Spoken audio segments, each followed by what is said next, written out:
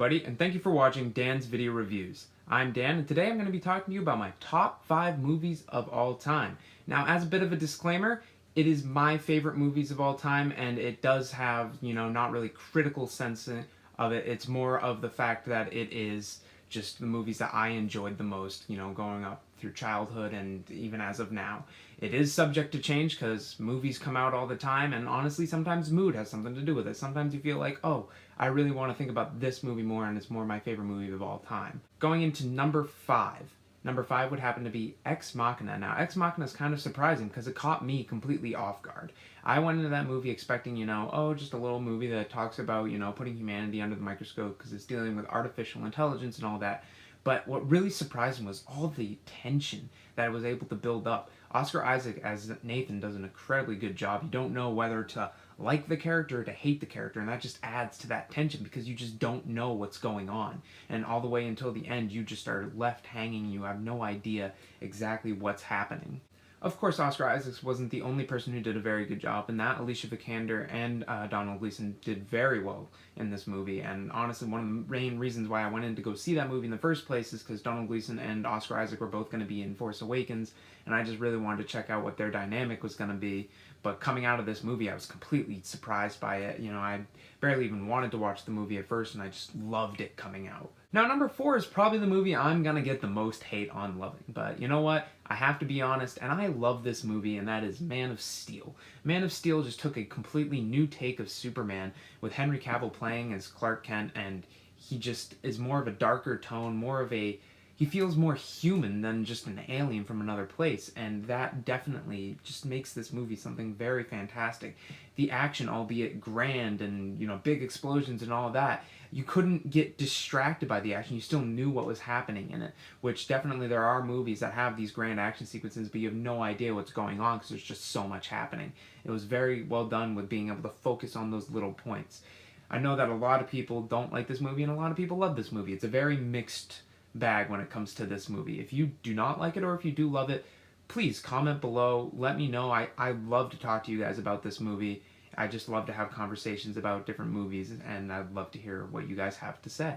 Going on to number 3 is going to be Raiders of the Lost Ark. Now, this is where you start to get into movies that you grew up with, and it's just those movies that you always have that soft place in your heart for.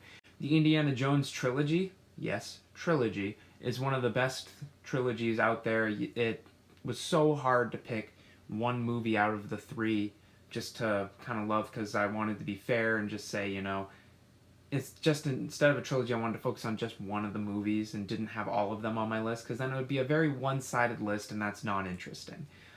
So I chose Raiders of the Lost Ark for this list because of the fact that it introduced Harrison Ford as Indiana Jones, and it's one of his best characters that he's ever done. He just melts right into the role, and you just completely forget that's Harrison Ford, and you're like, oh, that's Indiana Jones right there. He definitely gives some of these great fun action sequences and these sequences of adventure. It's one of the few movies that I can sit there and be like, I'm going on an adventure with this.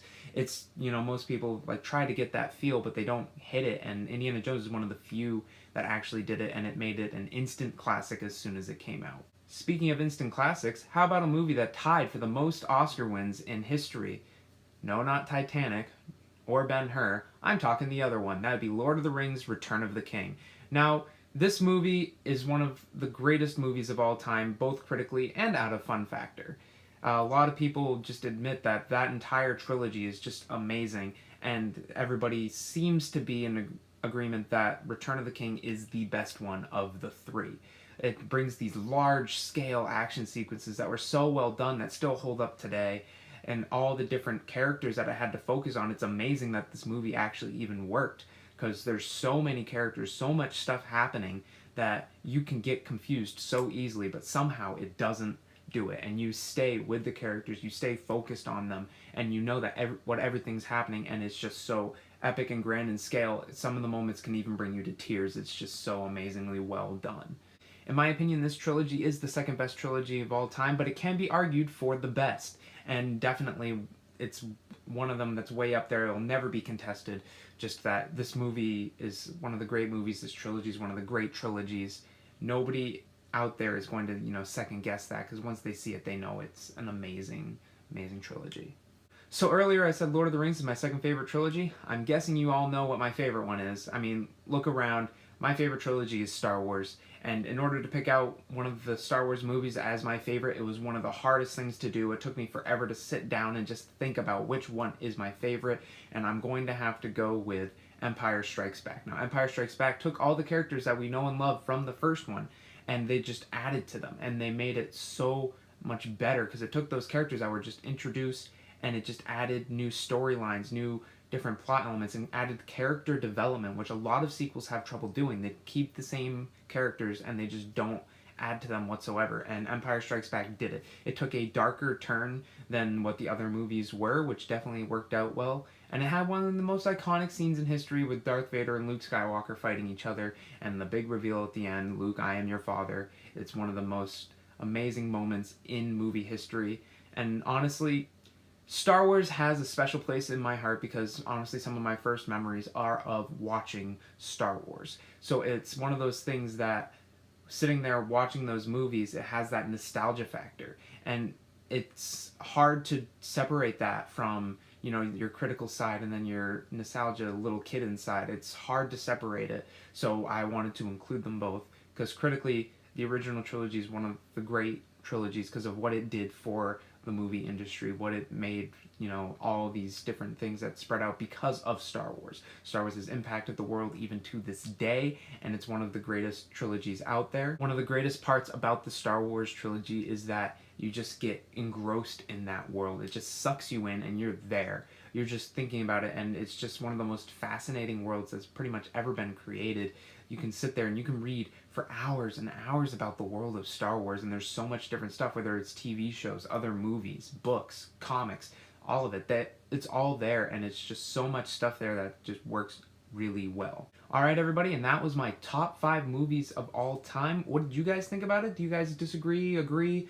Well, feel free to comment below. Be sure to like, subscribe, share this video with your friends. Get this stuff out there. I'd love to hear from them as well, even though I might not know them or anything like that. I'd love to hear from them. I want to hear everybody's opinion about this because it's one of those great things where you talk about all these movies that you love and just everything along those lines. I'm going to be leaving a link to my Twitter and my email. That's going to be in the description. I'm also going to be putting that up on the screen somewhere right around here. And I hope you guys enjoy this video, and I hope you guys will like and subscribe and share it all with everybody. Thank you very much, and have a great day.